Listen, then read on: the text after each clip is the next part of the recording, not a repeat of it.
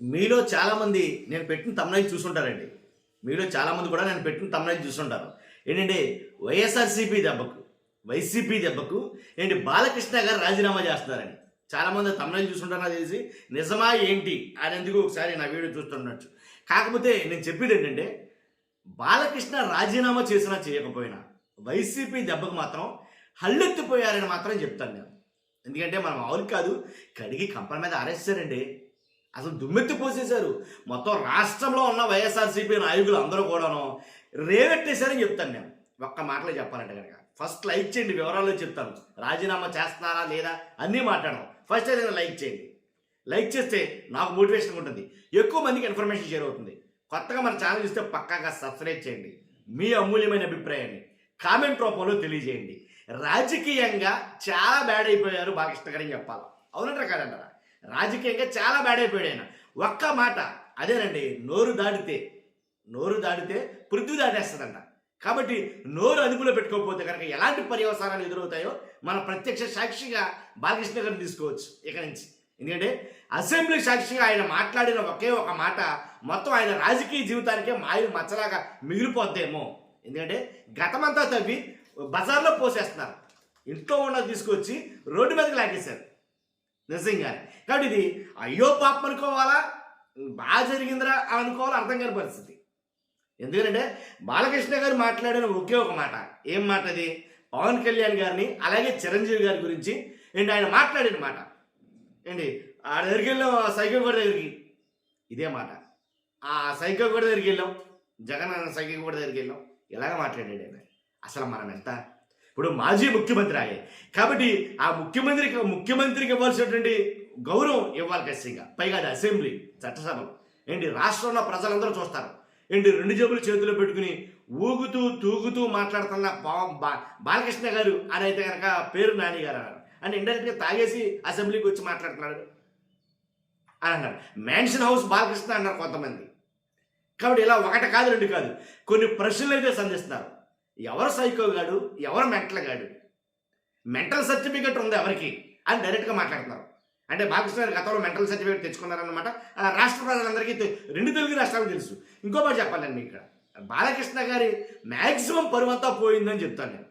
ఎందుకంటే అంత దారుణంగా రచ్చ జరిగింది వైసీపీలో. ఏంటి రాష్ట్రం మొత్తం రెండు తెలుగు రాష్ట్రాలు, ఇక్కడ చెప్పాలనుకుంది ఏంటంటే అటు తెలంగాణ ఇటు ఆంధ్రప్రదేశ్ రెండు తెలుగు రాష్ట్రాలు కూడా బాలకృష్ణ గారి గురించి ఏంటి కళ్ళర్పకుండా చూసినాయి. ఆయన మాట్లాడిన మాటకే ఏంటి కౌంటర్గా ఇప్పుడు జగన్ వైసీపీ వాళ్ళు వేసిన దెబ్బ మామూలుగా లేదు అసలు. అది ఇక మైండ్ బ్లోయింగ్ అనమాట. ఇక అసలు ఎలా అంటే రోడ్డు మీద లాగేశారు. ఒక్క ముక్కలే చెప్పాల్సి వస్తే కనుక, ఏంటి బండగా చెప్పాల్సి వస్తే. ఇదంతా ఒక ఎత్తు అయితే కనుక మెగా అభిమానులు, చిరంజీవి గారి అభిమానులు ఆడేవాడాడు, ఎవడడిగాడు, ఎవడో చిరంజీవి అంటే అన్నట్టుగా ఆయన మాట్లాడిన మాటలు అర్థాన్ని ఇచ్చేట్టుగా ఎవడు వాడు అని మాట్లాడటంతో అదిగో చిరంజీవి గారిని ఎవడంటావా అది నువ్వెవడే అని మెగా అభిమానులు అందరూ వాళ్ళు రోడ్ల మీదకి వస్తున్నారు. ఇంకా వార్నింగ్ ఏంటంటే ఎప్పటికైనా బాలకృష్ణ గారు చిరంజీవి గారికి క్షమాపణ చెప్పకపోతే ఇది అల్టిమేటం, ఒక వార్నింగ్ మాత్రమే. కాబట్టి ఈ వార్నింగ్ రిసీవ్ చేసుకుని క్షమాపణలు చెప్పకపోతే మాత్రంగా తీవ్ర పరిణామాలు ఎదుర్కోవాల్సి వస్తుంది బాలకృష్ణ గారు అన్నారు. దీని మీద నన్ను అడిగితే రాజకీయంగా ఆయన రాజీనామా చేసేయడమే మంచిదంటాను. నిజం ఏంటంటే దాని బాధ్యత వహిస్తూ నేను తప్పుగా మాట్లాడాను, దీనికి బాధ్యత వహిస్తున్నాను. ఒక మాజీ ముఖ్యమంత్రి గారిని నేను అనకూడని మాట అన్నాను.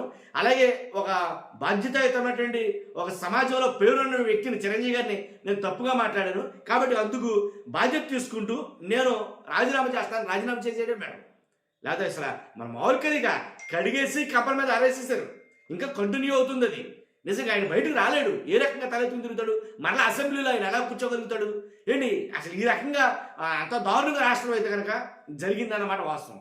అంటే ఎవరైనా జగన్మోహన్ రెడ్డి గారిని అనాల్సి వస్తే కనుక ఈ రకంగా ఉంటుందా, ఈ లెవెల్లో డోస్ ఉంటుందా అని ఒక ఇండికేషన్ అయితే కనుక జారీ చేశారండి నిజంగా. కానీ బాలకృష్ణ గారు మాట్లాడే మాట స్పృహలోని మాట్లాడాడా, ఆయన స్పృహలో లేకుండా మాట్లాడా, లేకపోతే తూగుతూ మాట్లాడా, ఊగుతూ మాట్లాడా అని వైసీపీ వాళ్ళు అంటున్నట్టుగా ఆయన మాట్లాడిన మాట ఖచ్చితంగా అయితే కనుక చాలా భారీ మూల్యాన్ని చెల్లించుకున్నారు బాలకృష్ణ గారు అని చెప్పాలి.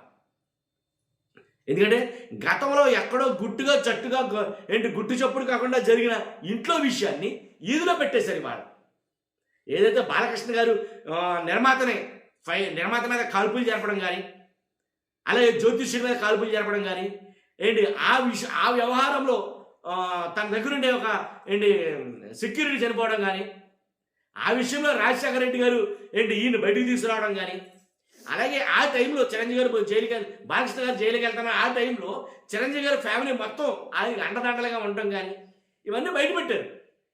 కాబట్టి అసలు ఏమన్నా ఉందా? కాబట్టి కాపాడింది మేమే కదా, మా మీదే నువ్వు ఇలా ప్రవర్తిస్తావా అనేది ఆయన మాట్లాడటం జరిగింది. ఇదేనే కాదు, బాలకృష్ణ గారు నైజం చూసుకుంటే కానీ నైజం చూస్తే కనుక చాలా చోట్ల చాలా అవంతరాలు ఎదుర్కొన్నాడు ఆయన. ఎందుకంటే అభిమానులు కొట్టడం కానీ మాట్లాడే విధానం సరిగా లేకపోవడం కానీ ఆడది కనిపిస్తే ముద్దైనా పెట్టాలి, కడుపైనా చేయాలి. విన్నారా ఈ వ్యాఖ్యలు? బాలకృష్ణ గారు స్వయం ఆయన మాట్లాడిన మాటలే మొత్తం రాష్ట్రం మొత్తం వైరల్ అయినాయి ఈ మాట. ఆడది కనిపిస్తే ముద్దైనా పెట్టాలి, కడుపైనా చేయాలి. ఏంటి కొన్ని సందర్భాలు ఆయన ఏం మాట్లాడుతుంటే ఆయనకి ఒక అండర్స్టాండింగ్ ఉండదేమని అనిపించింది నాకు. కాబట్టి ఆయన మాట తీరే ఆయన రాజకీయ దానికి సమాధి కట్టేస్తారేమో రాజకీయంగా ఆయనకి. ఎందుకు చెప్తానంటే ఇప్పుడు హిందూపురం తీసుకుందాం, ఆయన కాన్స్టిట్యున్సీయే. హిందూపురం వెళ్తే కనుక అక్కడ దాంట్లో సగం మంది చిరంజీవి అభిమానులే ఉంటారు. అంటే 2 తెలుగు రాష్ట్రాలు అంతా కూడా చిరంజీవి అభిమానులు ఉన్నారు కదండి. అక్కడ చిరంజీవి అభిమానులు కూడా ఈయన మీద నిరసన తెలియజేస్తున్నారట హిందూపురం నియోజకవర్గంలో. కానీ హిందూపురం ఆల్రెడీ 2 టైమ్స్ చేసినప్పటికీ ఇప్పుడు ఎంతో కొంత వ్యతిరేకత ఉందో బాలకృష్ణ గారి మీద మనం సర్వేలు చూస్తాం. అందులో అగ్నికి ఆజ్యం తోడైనట్టు ఈ మాటలు మాట్లాడటంతో చిరంజీవి గారిని కూడా అలాగే జగన్ గారిని కూడా ఇటు అభిమానించే వాళ్ళు ఉంటారు కదా అక్కడ ఆ నియోజకవర్గాలనే వాళ్ళంతా వ్యతిరేకమయ్యారట, నిరసన తెలియజేస్తారట. అది మెగా అభిమానులు అక్కడ. కాబట్టి అంటే వాళ్ళు వ్యతిరేకత అయినట్టుగా మరి ఈసారి కష్టమేమోగా. అందుకే అన్న రాజకీయ జీవితానికి చర్మం పడే ఆ సందర్భాలు ఎదురవుతాయి. ఒక మాట చాలు రాజకీయంగా. రాజకీయ నాయకుడు అంటే చాలా ఆచితూచి మాట్లాడాలి వాడు. కాబట్టి ఆయన మాట్లాడిన మాట ఆయన నియోజకవర్గంలో ప్రకంపనలు సృష్టిస్తున్నాయి. కాబట్టి ఆ నియోజకవర్గం మొత్తం ఆయనకి వ్యతిరేకం అవబోతుంది. అందువల్ల రాజకీయంగా ఆయన రాజీనామా చేసిన దాంతోనే సమానం. రాజీనామా చేసిన ఆశ్చర్యపోనవసరం లేదు. కాబట్టి దీన్ని కొంతమంది నాయకులు సమర్థించడం అది కూడా చాలా దారుణంగా పరిగణిస్తున్నాయి ఆంధ్రప్రదేశ్లోని ప్రజలందరూ కూడా. ఎలా అంటే అసెంబ్లీలో అలాంటి మాట మాట్లాడినప్పుడు వెంటనే స్పీకర్ దాన్ని ఖండించాలి. ఎకిలిగా నవ్వడం ఏంటి? ఎవరి గురించి మాట్లాడినా సరే చంద్రబాబు నాయుడు గారిని ఏదో అన్నారని ఆయన ఏడుస్తూ బయటికి వెళ్ళిపోలేదా? అప్పుడు అందరూ ఖండించలేదు అక్కడ. కాబట్టి అలాగే ఖండించాలి. ఇప్పుడు బొత్స సత్యనారాయణ గారు అన్నారు కదా నారా లోకేష్ గారి విషయంలో, మీ అమ్మగారు నిజంగా అనుంటే కనుక ఖచ్చితంగా తప్పే మమ్మటికి అని ప్రతి వైసీపీ నాయకుడు అన్నాడు అక్కడ. సో అలాగే మీరు కూడా అక్కడ యాక్సెప్ట్ ఆ విషయంలో ఖండించుంటే కనుక ఏమని జగన్ గారు అనడం కరెక్ట్ కాదు, ఆ మాట మాట్లాడకూడదు, మేము ఆ మాటను మేము రికార్డుల్లో తొలగిస్తున్నాం, ఆ మాటను మీరు విత్డ్రా చేసుకోండి అని ఇలాంటి పదాలు ఏమన్నా వాడుంటే కనుక ఇంకా చాలామంది శభాష్ అందురేమో. ఎప్పుడైతే వాళ్ళందరూ ఎంకరేజ్ చేసిన నవ్వటం, వెకిలిగా నవ్వటం, ఏంటి చప్పట్లు కొట్టడం ఇలాంటి చేసి ఏదో ఆనందం పొందాలనుకుంటే కనుక ఖచ్చితంగా రాష్ట్ర ప్రజలందరూ ఇలాంటి విషయాలన్నీ నిశ్చితంగా పరిశీలిస్తున్నారు. ఈరోజు సోషల్ మీడియా చాలా ఇంప్రూవ్గా ఉంది. కాబట్టి ఖచ్చితంగా బాలకృష్ణ గారికి నన్ను అడిగితే కనుక రాజకీయంగా ఇది ఒక తీరని దెబ్బే. నన్ను అడిగితే కనుక 100%. చూస్తున్న మీరంటే మీ అభిప్రాయం ఖచ్చితంగా కామెంట్ రూపంలో తెలియజేయండి. ఫస్ట్ అయితే లైక్ చేయండి, కొత్తగా మన ఛానల్ పక్కాగా సబ్స్క్రైబ్ చేయండి. Thank you very much.